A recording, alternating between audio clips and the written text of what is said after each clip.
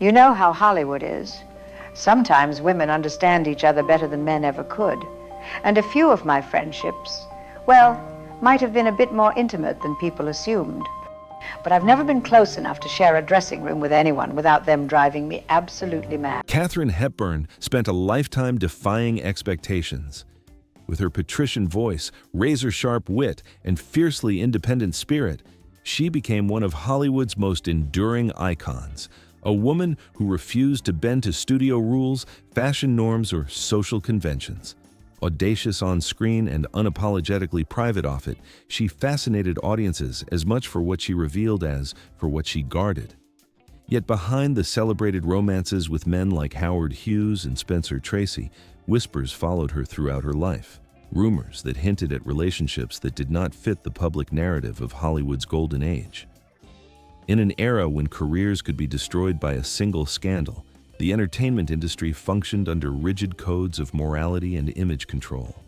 Stars were packaged carefully, publicity departments sculpted their personas, and anything deemed unacceptable was buried beneath layers of silence. Within that world, Hepburn stood apart, fearless in her roles, outspoken in interviews, and fiercely protective of her private life. That protective instinct, some historians suggest, may have concealed emotional bonds that were never meant for public scrutiny. Hollywood in the 1930s and 1940s was a world of contradictions, glamorous yet restrictive, progressive in art yet conservative in public image.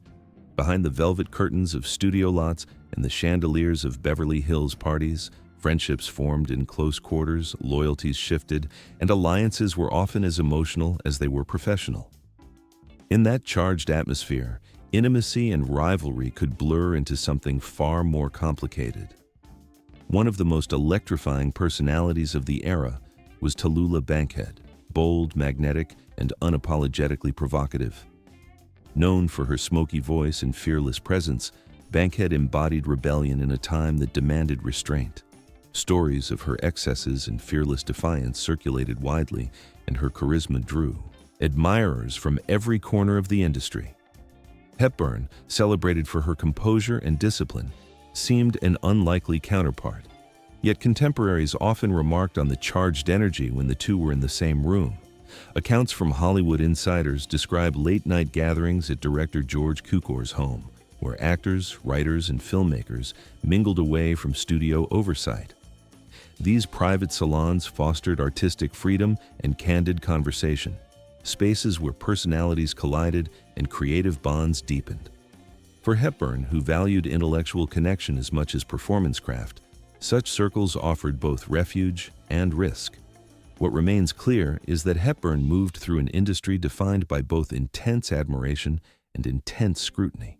She formed close relationships with powerful figures, competed fiercely for roles, and navigated a professional landscape that rewarded success while punishing deviation from accepted norms.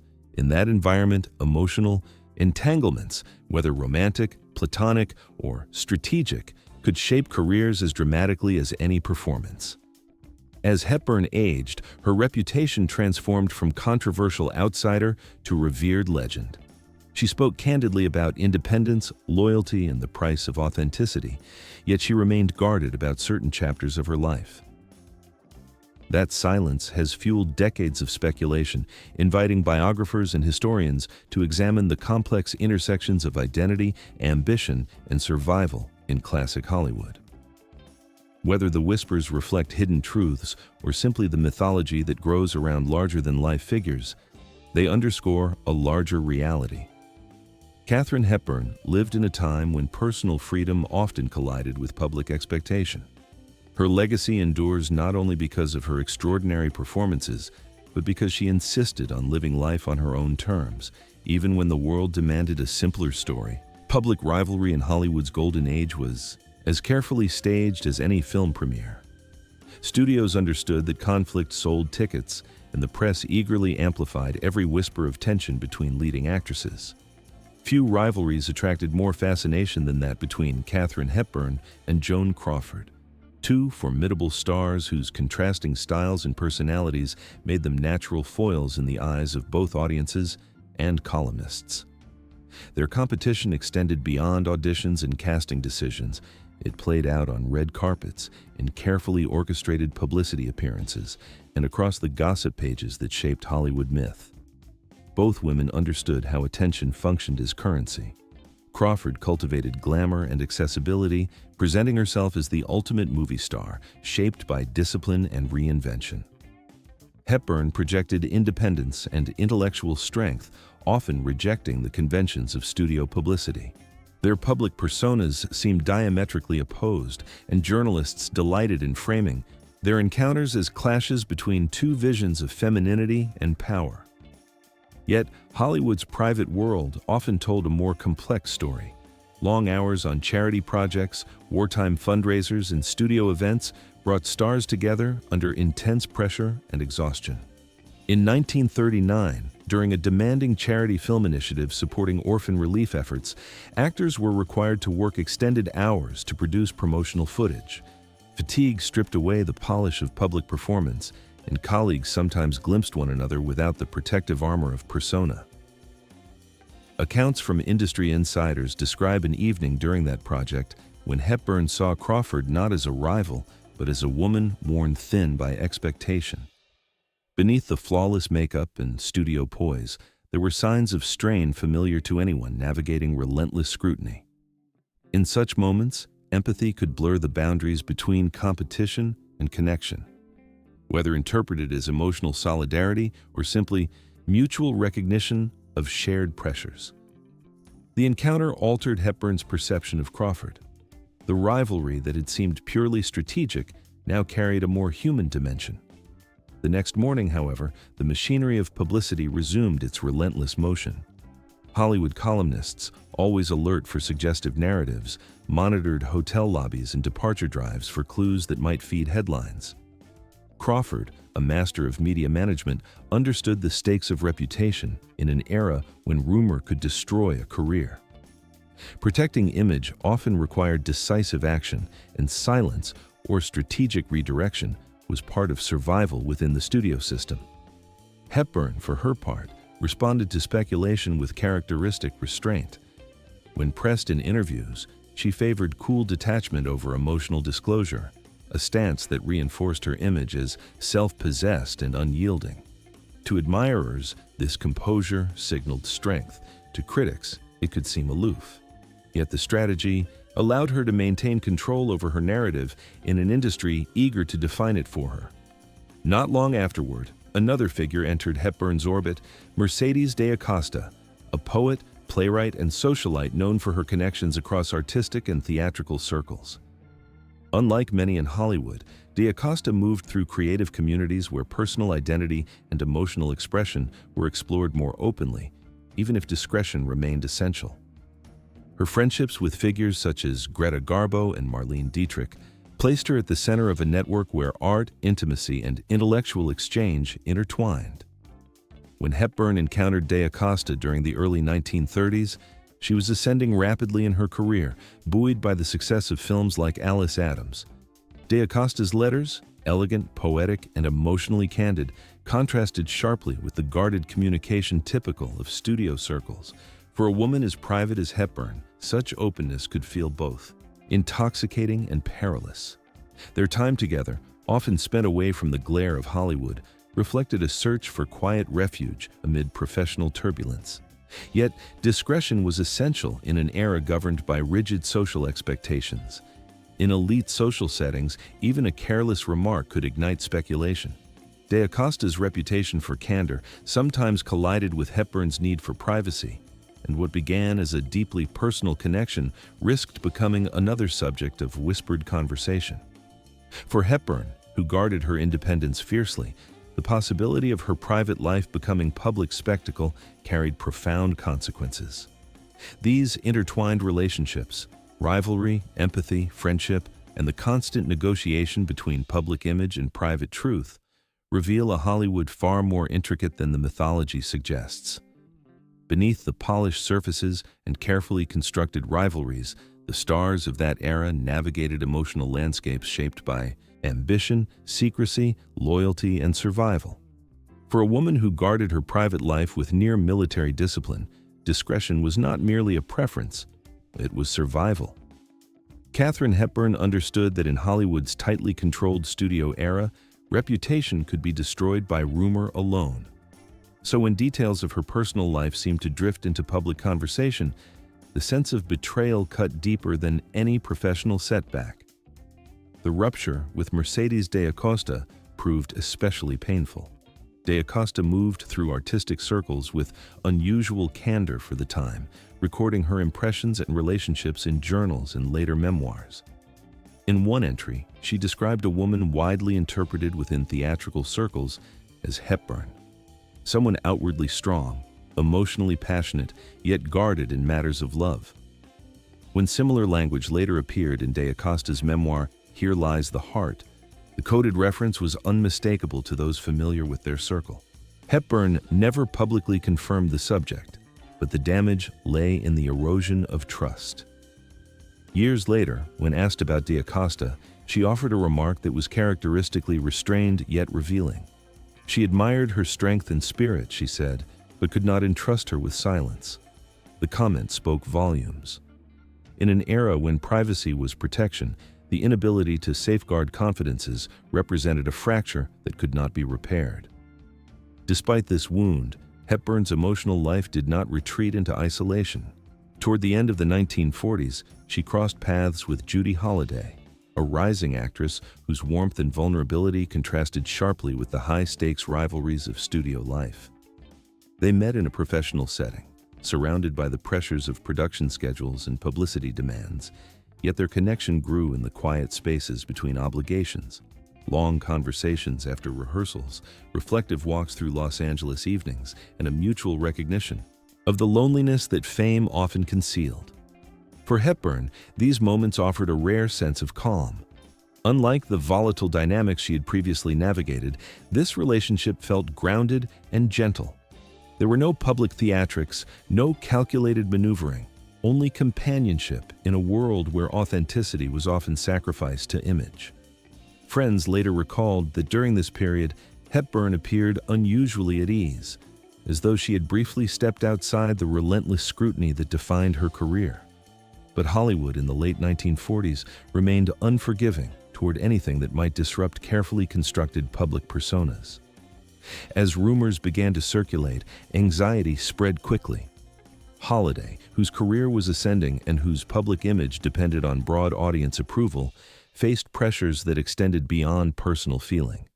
Studio expectations, contractual obligations, and the moral climate of the era created an environment in which perceived scandal could end a, say, career overnight. Within weeks, the distance became unmistakable. Meetings were canceled, messages went unanswered, invitations ceased. The separation was quiet, administrative, and final, the kind of disappearance that Hollywood had perfected.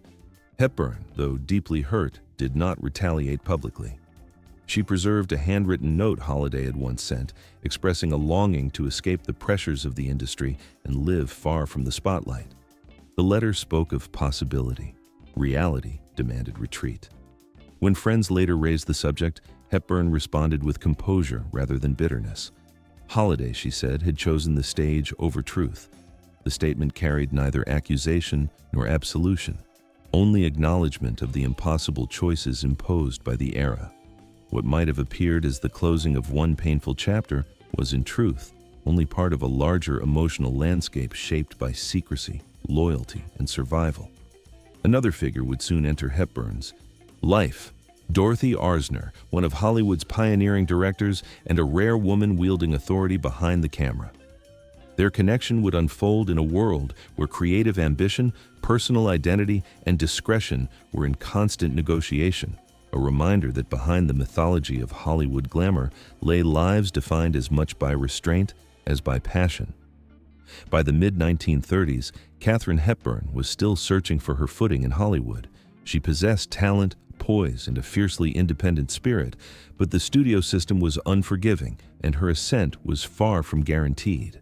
It was during this formative period that she encountered Dorothy Arzner, one of the very few women directing major motion pictures at the time, and a figure whose authority behind the camera commanded deep respect across the industry. Arzner was more than a director, she was a pathfinder. In an era when women rarely held creative control in Hollywood, she built a reputation for discipline, intelligence, and precision. Hepburn admired her immediately. Their early interactions revolved around craft, script discussions that stretched late into the evening, conversations about character motivation, and quiet meetings in modest coastal cafes where the noise of studio politics faded into the background. What began as mentorship gradually deepened into emotional reliance. Hepburn, who guarded her inner life carefully, found herself drawn not only to Arzner's intellect, but to the steadiness she represented in an unstable professional world. Yet, this closeness existed within rigid social boundaries. Hollywood's power structure depended on discretion and public conformity, and Arzner understood those rules better than anyone. When Hepburn finally allowed her feelings to surface, the response was measured and resolute. Their bond, Arzner insisted, could not cross into territory that would jeopardize their careers or autonomy. The refusal was not theatrical. It was firm, pragmatic, and final. For Hepburn, the rejection cut deeply, not because it was cruel, but because it placed reality above possibility. Complicating the hurt was the knowledge that Arzner maintained relationships within Hollywood's social fabric that Hepburn could never fully interpret. Friendships, alliances, and rumored romances were part of a professional ecosystem where personal and strategic connections often blurred. Whether misunderstood or simply painful to witness, the distance reinforced Hepburn's growing belief that emotional vulnerability came at too high a cost in an industry built on guarded personas.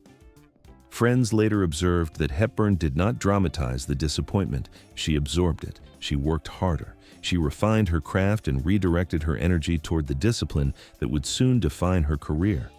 Yet those close to her sensed a quiet shift, a tightening of emotional boundaries, a renewed commitment to self-reliance, and a reluctance to trust fully again.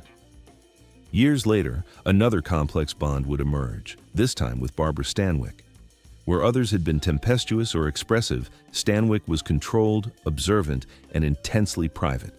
She had built her career through resilience and precision, surviving early hardship and navigating Hollywood with careful discipline. When the two women crossed paths around 1940, both were carrying professional and personal burdens.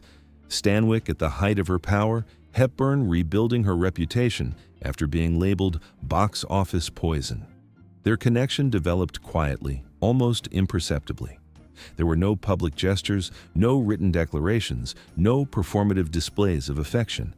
Instead, meaning lived in small moments, a prolonged glance across a studio floor, shared silences between takes, a mutual recognition of loneliness beneath professional composure. Hepburn later confided to director George Cukor that Stanwyck's gaze unsettled her because it reflected a colder, more guarded version of herself. The bond was neither simple nor openly acknowledged. Both women understood the risks of emotional exposure, and neither was inclined toward public vulnerability. Their closeness existed in a realm defined by restraint, where presence replaced confession and understanding replaced declaration.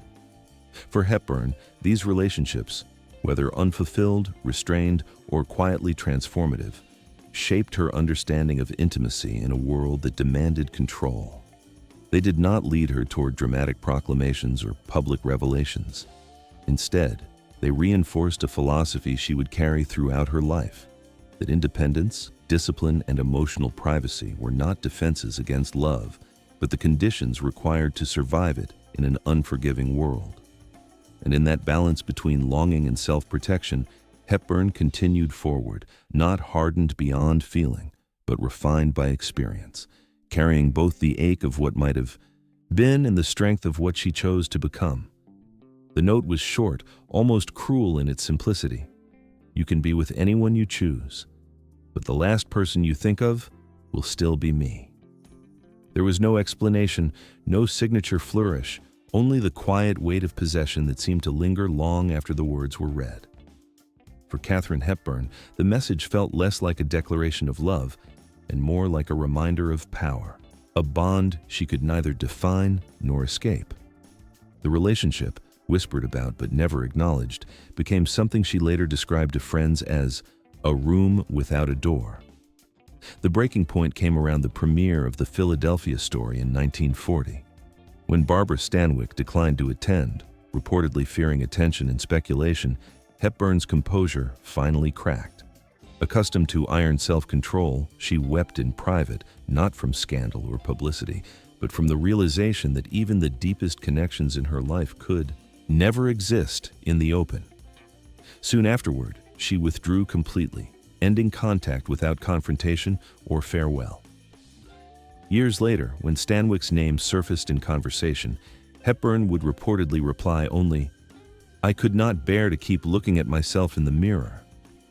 In Stanwyck, she had seen a reflection, disciplined, guarded, untouchable, and that reflection frightened her. Another name often linked in rumor and Hollywood lore was Greta Garbo, the reclusive icon whose mystique defined an era. Garbo's famous declaration, "I want to be alone," concealed a fiercely private inner world, one that few were ever permitted to enter. Stories circulated for decades that the two actresses sought refuge far from Hollywood. Quiet retreats in upstate New York, drawn curtains in a Manhattan apartment, evenings filled with silence rather than conversation. Whether embellished by myth or rooted in truth, these accounts painted a portrait of intimacy built on understanding, rather than display. At first, Hepburn was said to feel something rare in Garbo's presence, a sense of being seen without judgment. Words were unnecessary, glances carried meaning. But as legend tells it, Garbo's instinct for solitude ultimately prevailed. She withdrew, returned only briefly, and offered little explanation beyond the need for distance. In an era when exposure could destroy careers, secrecy was both shield and prison. Hollywood gossip columns of the early 1940s thrived on suggestion and innuendo. And when clandestine photographs and whispered accounts surfaced, Hepburn found herself entangled in speculation she neither confirmed nor publicly denied. Whether betrayal, coincidence, or fabrication fueled the rumors, the experience reinforced a lesson she had learned repeatedly. In a world built on image, vulnerability carried a price. Through triumphs, reinventions, and an unmatched career, Hepburn remained a symbol of independence and resolve. Yet behind the odd legend lived a woman shaped by attachments that could never be fully acknowledged. If these relationships left scars, they also forged the self-reliance that defined her life. Did she ever find the love she sought, or did she simply learn to protect her heart from a world unwilling to let it love freely?